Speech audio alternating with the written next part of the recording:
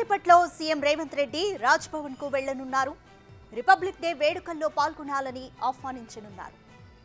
కాటు TSPSC chairman సభ్యుల ఎంపికపైన చర్చించే అవకాశం కనిపిస్తోంది.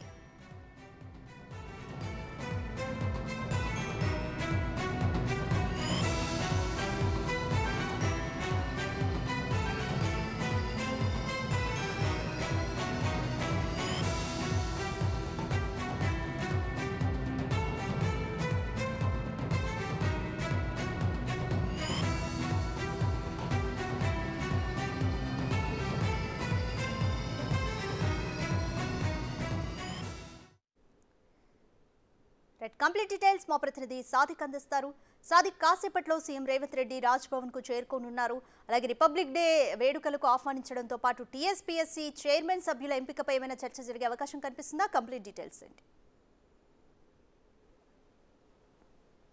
ఎస్ రాధిక, ముఖ్యమంత్రి రేవంత్ రెడ్డి మరి కాసేపట్లో రాజ్భవన్కి వెళ్ళున్నారు. రాజ్భవన్లో గవర్నర్ తమిళసైతో ఆయన భేటీ కాబోతున్నారు. ప్రధానంగా చూసినట్టయితే మనకు 26 జనవరి సంబంధించినటువంటి వేడుకలకు, రిపబ్లిక్ డే వేడుకలకు రావాలని కూడా ఆహ్వానించున్నారు. ఇది మొత్తం పూర్తి స్థాయిలో కూడా అఫీషియల్ ప్రోగ్రామ్ కనుక ఆమెను రావాలని కూడా ఆహ్వానించారు. గత ప్రభుత్వాలు ఇట్లా ఆహ్వానించిన దాఖలాలు లేవు. సో కొత్త ప్రభుత్వం ఏర్పడిన తర్వాత ముఖ్యమంత్రి రేవంత్ రెడ్డి మొత్తం స్నేహపూర్వకమైనటువంటి విధానాలను అవలంబిస్తున్నారు. అందులో భాగంగా చాలా సందర్భాల్లో కూడా గవర్నర్తో భేటీ అవుతున్న సందర్భం ఉంది. అంతేకాకుండా తెలంగాణ పబ్లిక్ సర్వీస్ కమిషన్ పూర్తి స్థాయిలో ప్రక్షాళన చేశారు. అయితే చైర్మన్తో పాటుగా సభ్యులకు సంబంధించిన వాటిపైన కూడా ఇప్పటికీ పూర్తి స్థాయిలో కూడా ఒక నివేదికలు అయితే సిద్ధం చేస్తున్న ధర్మిలో ఈ అంశంపై కూడా చర్చకు వచ్చే అవకాశం ఉన్నట్టుగా మనకు ముఖ్యమంత్రి కార్యాలయ వర్గాలు చెప్తున్నాయి. దీంతో పాటుగా ముఖ్యమంత్రి రేవంత్ రెడ్డి టీం ఇప్పుడు ఈ మధ్యకాలంలో దావోస్ పర్యటన, వరల్డ్ ఎకనామిక్ ఫోరం సంబంధించిన పర్యటన చేసి వచ్చారు. సో రాష్ట్రంలో 40,000 కోట్ల సంబంధించినటువంటి పెట్టుబడి పెట్టేందుకు పలు సంస్థలు ఎంఓయూ కుదుర్చుకున్న నేపథ్యంలో అసలు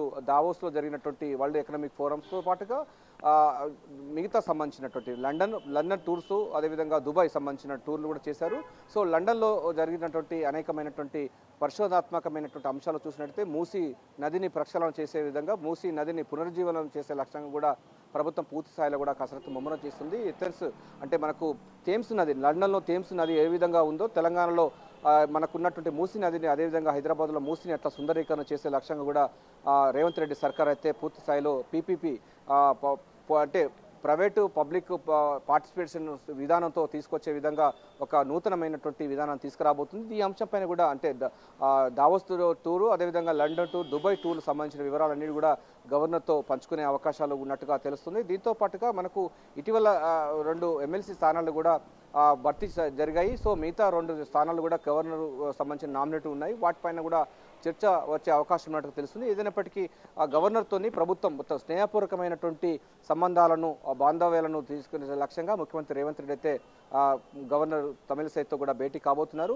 రాజ్భవన్లో భేటీ అయ్యేటువంటి సమావేశానికి మాత్రం ఈ 26 జనవరి సందర్భంగా వేడుకల్లోకి రావాలని ఆహ్వానించడం కోసం వెళ్తున్నప్పటికీ రాజకీయ అంశాలతో పాటుగా రాష్ట్రంలో అభివృద్ధి సంక్షేమ పథకాల అన్నిటి అంశాలపైన కూడా వారి మధ్య చర్చకు వచ్చే అవకాశం ఉన్నట్టుగా మనకు ముఖ్యమంత్రి కార్యాలయ వర్గాలు చెప్తున్నాయి. సాదిక్, గతంలో టీఎస్పీఎస్సీ ఫెయిల్యూర్ వల్ల గ్రూప్స్ అభ్యర్థులు అయితే చాలా సఫర్ అయ్యారు పేపర్ లీక్ల వల్ల. కానీ ఈసారి టీఎస్పీఎస్సీ చైర్మన్ సభ్యుల ఎంపికపై ఎటువంటి జాగ్రత్త తీసుకోబోతున్నారు? ఎస్, మొత్తం ట్రాన్స్పరెన్సీ, మొత్తం పారదర్శకంగా ఉండే విధంగా అంటే కేంద్రంలో యూపీఎస్సీ తరహాలో రాష్ట్రంలో తెలంగాణ పబ్లిక్ సర్వీస్ కమిషన్ అట్లా తీసుకొచ్చే లక్ష్యంగా కూడా పూర్తి స్థాయిలో పారదర్శకంగా చేసే లక్ష్యంగా ముఖ్యమంత్రి రేవంత్ రెడ్డి ప్రభుత్వం అయితే కసరత్తు ముమ్మరం చేసింది. ఇప్పటికీ దీనికి సంబంధించినటువంటి అప్లికేషన్ కాల్ ఫర్ చేసింది. చాలామంది అటు ఐఏఎస్ అధికారులు, రిటైర్డ్ అయిన అధికారులతో పాటుగా గ్రూప్ 1 అధికారులతో పాటుగా లాయర్స్, సామాజిక కార్యకర్తలు అందరూ కూడా దాదాపు 200 పైగా సంబంధించిన అప్లికేషన్స్ వచ్చిన జరిగింది. అందులో ఆ చైర్మన్ పోస్ట్ కోసం ఒక 3 ఐపీఎస్ అధికారులు కూడా పోటీ పడుతున్నట్టుగా మనకు స్పష్టంగా అర్థమవుతుంది.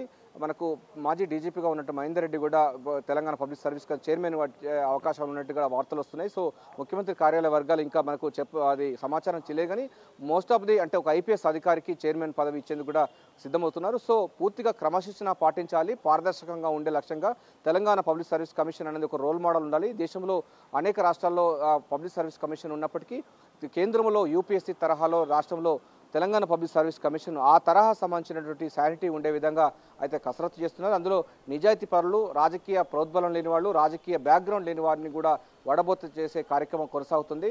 ఒక చైర్మన్ అదేవిధంగా 10 మంది సభ్యులు, ఇప్పుడు 9 మంది సభ్యులు రాజీనామా చేసి ఉన్నారు. డెఫినెట్గా ఒకరు మాత్రం చేయలేదు. సో వారు కూడా చేసే అవకాశం ఉన్నట్టు తెలుస్తుంది. ఒక చైర్మన్ 10 మంది సభ్యులతో కూడినటువంటి కొత్త పాలక మండలి రాబోతుంది. సో దీనికి సంబంధించినటువంటి కసరత్తు ముమ్మరం చేస్తుందో ఈ అంశాలపైన కూడా ముఖ్యమంత్రి రేవంత్ రెడ్డి అయితే గవర్నర్తో మాట్లాడే అవకాశం ఉంది. ఎందుకంటే 2 లక్షల ఉద్యోగాలు ఒక్క సంవత్సరంలో పూర్తి చేస్తాము, నోటిఫికేషన్ ఇస్తామని కూడా మేనిఫెస్టోలో పెట్టడం జరిగింది. అందుకు తగ్గట్టుగానే వారు జాబ్ క్యాలెండర్ కూడా విడుదల చేశారు. సో ఆ తరహా సంబంధించి జరగాలంటే యుద్ధ ప్రాతిపదికన తెలంగాణ పబ్లిక్ సర్వీస్ కమిషనర్ అయితే మొత్తం పాలక మండలి మనుగడలోకి రావాలి. ఈ మనుగడలోకి రావడానికి కోసం చైర్మన్ అదేవిధంగా సభ్యుల ఎంపిక కూడా జరగబోతుంది. సో ఇప్పటికే స్కూట్నీ జరుగుతూ ఉంది. సో గవర్నర్ కూడా చైర్మన్ సంబంధించినటువంటి అభ్యర్థుల పేర్లు ఖరారు అంటే పంపించినట్టు తెలుస్తుంది. అందులో ముఖ్యమంత్రి సూచించినట్టు పేర్లు ఖరారయ్యే అవకాశం ఉన్నట్టుగా తెలుస్తుంది.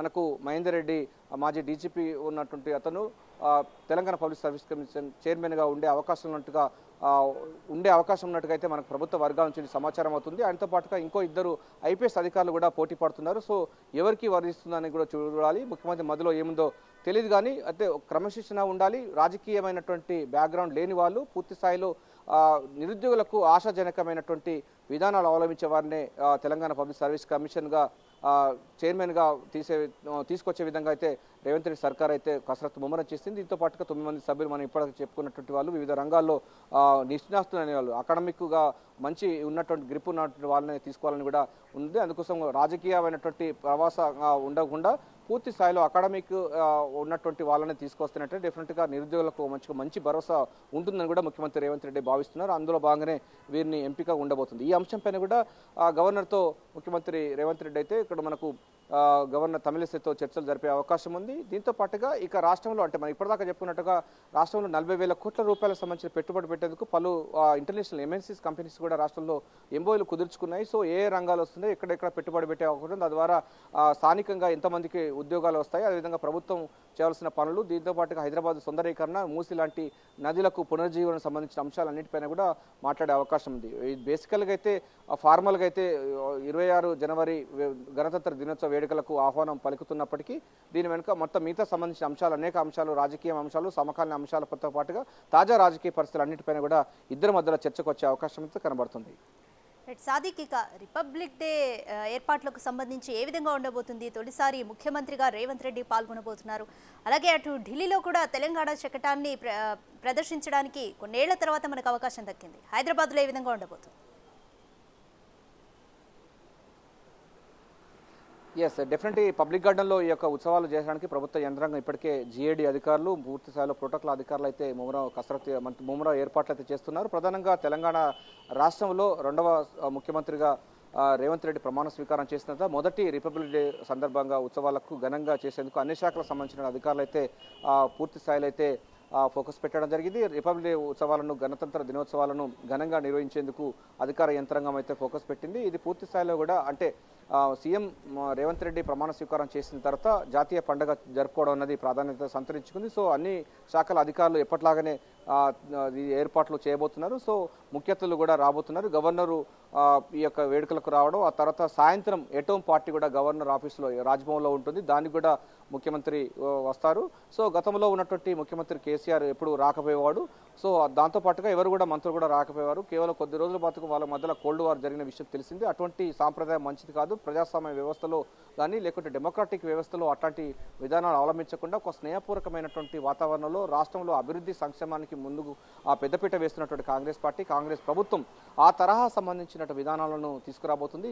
ఆ డెమోక్రసీ మొత్తం సర్వసత్తాక సామ్యవాద ప్రజాస్వామ్య గణతంత్ర రాజ్యాంగం మనం భారత రాజ్యాంగాన్ని చూసుకుంటే భారత రాజ్యాంగం అమల్లోకి వచ్చిన నేపథ్యంలో భారత రాజ్యాంగం ఉన్నటువంటి విలువలు కానీ వాటిని అన్నింటిని కూడా స్ఫూర్తినిచ్చే లక్ష్యంగా కాంగ్రెస్ ప్రభుత్వం అటువంటి సంక్షేమ పథకానికి అభివృద్ధికి సూచికగా ముందుకు పోతుంది. డెఫినెట్గా ఈ అంశం పైన కూడా చర్చలో తెలంగాణ సమాజంలో చర్చ కొనసాగుతుంది. సో కాంగ్రెస్ ప్రభుత్వం వచ్చేది ఫుల్ డెమోక్రాటిక్గా ఉంది. మనకి ఎందుకంటే ప్రగతి భవన్ ప్రజాభవన్గా చేశారు. అదే ప్రజాభవన్ పేరు కూడా జ్యోతిరావు పూలే సంబంధించిన భవన్గా పేరు మార్చడం జరిగింది. ప్రజావాణి ద్వారా ప్రజల యొక్క అర్జీలు కూడా తీసుకుంటున్న సందర్భం ఉంది. సో ముఖ్యమంత్రి రేవంత్ రెడ్డి కానీ మంత్రులందరూ కూడా సచివాలయంలో కొలువు తీరుతున్నారు. అందరికీ కూడా వేల మంది మొత్తం ఒక గత ప్రభుత్వంలో కేసీఆర్ ప్రభుత్వంలో కేవలం రోజుకు ఒక 100 మంది రావడం మహా గగనంగా ఉండేది సెక్రటరీ. కానీ ఇప్పుడు రోజుకు 5,000 మంది నుంచి 6,000 మంది రోజు వారు విజిటర్స్ వస్తున్నారు. వారందరూ కూడా తమ అర్జీలు కూడా స్వీకరిస్తున్నారు. మంత్రులు అధికారులు కూడా అందుబాటులో ఉంటున్నారు. సో ప్రజాపాలన ప్రారంభమైన తర్వాత ఈ గణతంత్ర దినోత్సవాలు జరగడం అన్నది ప్రాధాన్యత సంతరించుకుంది. డెఫినెట్గా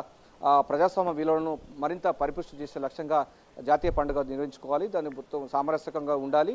సో ఎప్పుడు గవర్నరు కూడా రాజ్యాంగబద్ధమైనటువంటి నాయకులు కనుక అంటే ఆ సంబంధించిన రాజ్యాంగబద్ధమైనటువంటి పదవిలో ఉన్నారు కనుక వారిని కూడా ప్రభుత్వంలో ఇన్వాల్వ్మెంట్ చేసుకోవాలి. వారికి కూడా ఆ సలహాలు సూచనలు తీసుకోవాలి. ప్రభుత్వం కూడా ఈ తెలంగాణ పబ్లిక్ సర్వీస్ కమిషన్ కానీ లేకపోతే రాజ్యాంగబద్ధ సంస్థలకు సంబంధించిన చైర్మన్ కానీ లేకపోతే సభ్యుల యొక్క ఎంపికల్లో కూడా వారి యొక్క అభిప్రాయం తీసుకున్నటువంటి సంబంధించిన అంశాలు ఉంటాయి. సో ఇచ్చిపుచ్చుకునే ధోరణులు ఉంటాయి కనుక ఈ యొక్క విధానం మంచిదని కూడా కాంగ్రెస్ పార్టీ భావిస్తుంది. ముఖ్యమంత్రి రేవంత్ రెడ్డి కూడా ఇదే మొదటి నుంచి అవలంబిస్తున్నారు. సో గతంలో చాలాసార్లు కూడా ముఖ్యమంత్రిగా ప్రమాణ స్వీకారం చేసిన తర్వాత కూడా ఆమెతో మాట్లాడడం, భేటీ కావడం, తనకున్నటువంటి లక్ష్యాలు, తనకున్న మేనిఫెస్టోను అమలు పరిచేందుకు పూర్తి స్థాయిలో ప్రభుత్వం ఏం చేయబోతుందని కూడా ఆయన చెప్పడం చూసాం. సో అదే తరహాలో ఆయనకు గౌరవపూర్వకంగా గవర్నర్ తమిళిసైకి ఆహ్వానం పలకడం, ఆ తర్వాత సాయంత్రం రాజ్భవన్లో జరగబోయేటువంటి ఎటో పార్టీకి కూడా రావాలని కూడా ముఖ్యమంత్రి రేవంత్ రెడ్డికి ఆహ్వానం పలికే అవకాశాలు ఉన్నాయి. సో తాజా రాజకీయ పరిస్థితులతో పాటుగా మిగతా అనేక అంశాలు కూడా లండన్ టూర్, అదేవిధంగా దావోస్ టూర్, ఇతరత్ర సంబంధించిన అనేక అంశాలు కూడా చర్చకు వచ్చే అవకాశం అయితే కనబడుతుంది. Vote right. Thank you Sadiq.